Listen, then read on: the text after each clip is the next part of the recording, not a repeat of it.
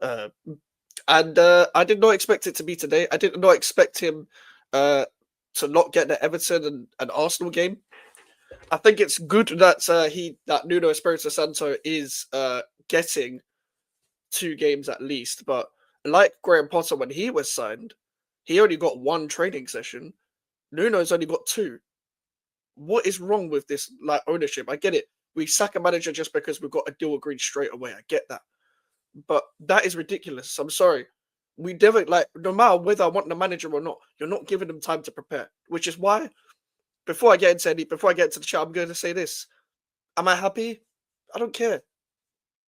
Nothing changes with this ownership. So let me get into your comments. Let me get into your comments. And big up the chat. Big up Jun. I'm excited for this one. You'll get relegated. No, yo, you'll not get relegated now. Nuno is solid. I thought you said you were going to get relegated anyway. Big up. Football is ugly, but the results speak for itself. Facts. Facts. Good luck, Nuno. Big up to Deck. Big up to Deck. Literally, Nuno's coming in Ronaldo, but thank you very much. Your owners are still here, so keep protesting. But step one, Potter is gone. Yeah, like a manager being sacrificed is because I generally think it's because of 2 reasons that I'm going to get into in a minute. By the way, there was another manager that did a press conference and got sacked after they did the press law. For example, Dyche at Everton did a press and got sacked last season. This is true. This is very true. I forgot about that. I forgot Dyche literally did a fucking what's it called? He did a whole thing about like I'm still here sort of thing, still DRE, and then he got beats by Drade instead. Like it's mad. It's mad. Big up to Darren. Big up Wasim. Big up Potter gone. Yes, Potter is gone. Haram Ball is no more. I think Haram Ball is just getting started. They're about to bring in Nuno, so Haram is about to get. We're about to replace the Haram with a little bit of counter-attacking prowess at least. Big up to Ronaldo as always. I work for this channel and I upload Premier League Manager Press and I do the timestamp below. Potter gets sacked off face swap and get mentioned yesterday. Facts. Facts. Bro, I think it's part of it. I think it did play a part though. Just joined how you feeling. Nuno is solid. He'll keep us up. I think we'll stay up. I think we'll stay up. Anything beyond that, not confident at all, but he is a short-term fix, which is what the club needs. So who am I to argue that? Am I going to back him?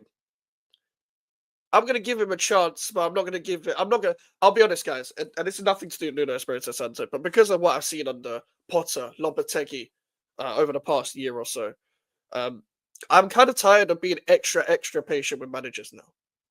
But I'm also tired of being extra in trying to get these managers out. So either way, I'm so focused on the ownership no matter what. I'm obviously going to criticize the manager when he does bad, praise the manager when he does good tactics wise and stuff like that as well.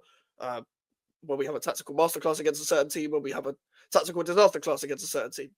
But we're going to get into all the pros and cons. We're going to go Haram getting started. Big up to you, mates. Get through that hangover. Always looking out for the drunk bros. Joe's so funny. I didn't even say. I think you guys can just tell I'm a little bit hungover.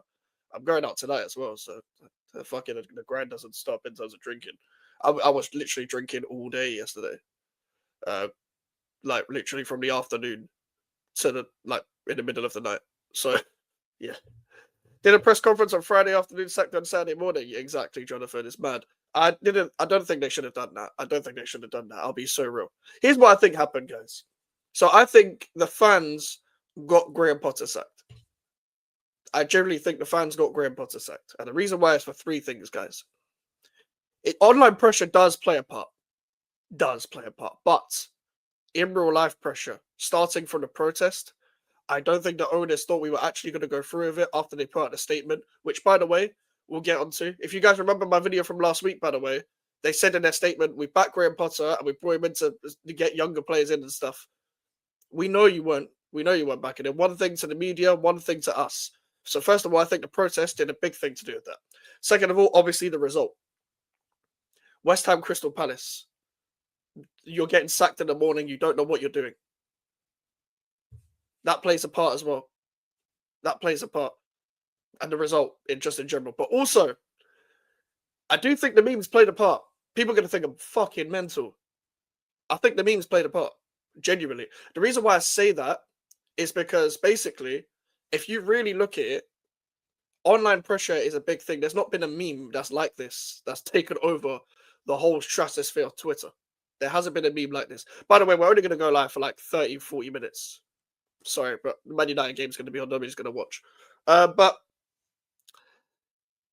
I think the memes played a part because online pressure, it gets to like the press conference lot, it gets to the journalists, it gets to the owners because like the online world controls the narrative because all journalists do nowadays in press conferences is go off what's happening online. As you saw with the female journalist yesterday that asked him about at the end, what do you make of the memes?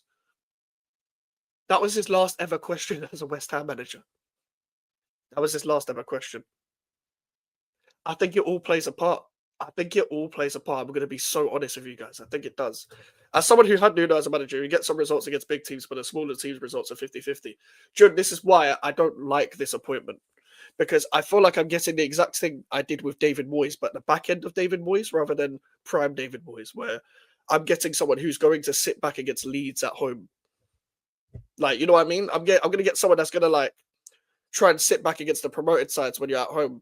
And when instead of trying to go for the win, he'll take an attacker off and pour like an extra defensive midfielder on or an extra defender on to see out the game when you're at home trying to win the game. That's a big problem for me. That's what I was complaining about beforehand. And it's not necessarily about because he's defensive. It's about it doesn't work. You have to bring the initiative when it's the right time to bring the initiative. I don't mind sitting back and counter-attack in football because I think we've got players to counter-attack. I actually think we've got perfect wingers and perfect players to counter-attack. But the whole thing is as well, the younger players need to be given a chance still. The younger players need to be given a chance because the younger players will be bringing more than the fucking older players at this club. The players that actually are meant to be called so-called senior players. They're not bringing much. They're not bringing much. Wait, what I don't get is why you got sacked now and they point to Nuno now. Since Nuno has 2 days to train with the players and have to do Everton away, which would be a tricky one. Now, here's the thing. A warrior. What happens at West Ham is basically we only sack a manager if we've got the deal completely agreed with our replacement because West Ham don't hire interims.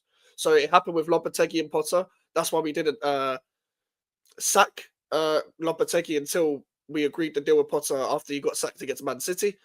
And it's the same now. So on Monday, I did a stream and it was like, Potter stays for now. Nuno nearly agreed. And it was weird because it was like, if Potter's staying for now, why is the deal with Nuno nearly agreed? It's because they haven't completely agreed it.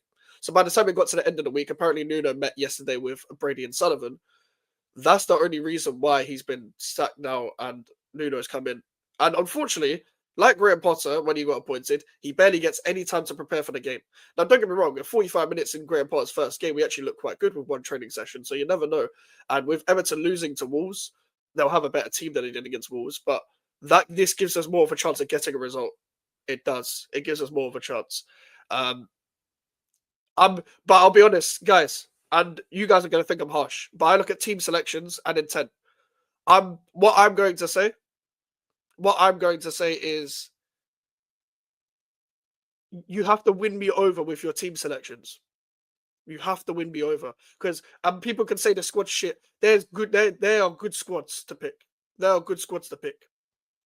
You can pick a good team selection with this squad. So what I'm going to say is you have to win me over with a team selection. Play the best players on the pitch. As simple as that.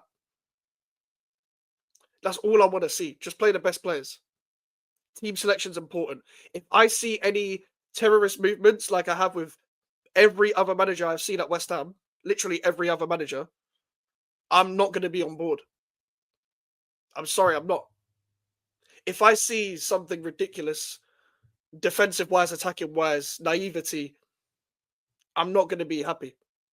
I'm not going to... Because, guys, I don't have time to be patient with anyone. I don't have time to be patient with anyone. I'm sorry, I don't have time to be patient. I can't be patient anymore. Because I've been trying to give every manager time, every player time under the sun. We're nearly getting relegated, but also we've been in the London Stadium for how long? Nearly 10 years. There's only so much I can really give you. There's only so much I can really give you now. I'm going to be so honest. Be prepared to sit back against Arsenal with 35% possession. We kind of did that for the past 2 seasons anyway. We won, but that's the only good thing Potter did was beat Arsenal, and we've got Arsenal soon. But Nuno doesn't really get a result there. I've seen Nuno's Forest teams play like that, and they were better teams than West Ham. Arsenal was still going to beat us. they're still going to beat us. To be fair, Nuno does let the kids have a run out. Yeah, but I want people to get given a chance. Like Freddie Potts needs to start for West Ham. Freddie Potts needs to start for West Ham. Like George Earthy needs to be given more of a chance as depth. Like Callum Marshall should be given more of a chance as depth. And even the young players we have in the club already that are not from the academy, like a Luis Guilherme and a Magassa, we need to see them. We need to see them. But and Ollie Skulls, when Diouf isn't playing, he needs to play. It's about the intent. Also, Nuno doesn't play young players. He did at Wolves, albeit in the cups. However, yeah, we're out the cup anyway, and we're gonna probably lose an FA Cup. Like we need more than that. Need more than that because the young players are actually better than some of the olders. Yeah, that isn't playing young players. He puts on the same players 90% of the time, which is why I compare him to David Moyes. I compare him to David Moyes because of his antics when it comes to team selections, his tactics, his intent to go win, which is all 0% of it. His actual team selections and having a certain amount of players that he trusts and doesn't give anyone else a chance. That's how I see him. It will get frustrating when you're at home against the Palace, but there's 9 men behind the ball. Like, that's why I'm not exactly like excited. I think we'll survive. Don't get me wrong, but I think we could do more. Mike's, why do you look like you've been crying about Potter leaving? I'm hungover and I'm also tired, and I don't really give a fuck about Potter leaving, to be honest. But big up Ghosted. You should be happy about Nuno, best manager you've had since Moyes. That's not saying much though. Like Lopetegui's fucking terrible. One of the worst managers I've ever seen in my life, and Graham Potter was basically just as bad. So being the best manager since Moyes is not really a high bar, but we'll see in it. I see him as too intent to like not win, which is the problem with Graham Potter as well, by the way. He had the possession-based football, but it wasn't winning football. You know what I mean? Like it was keep the ball for the sake of keeping the ball and not have any shots.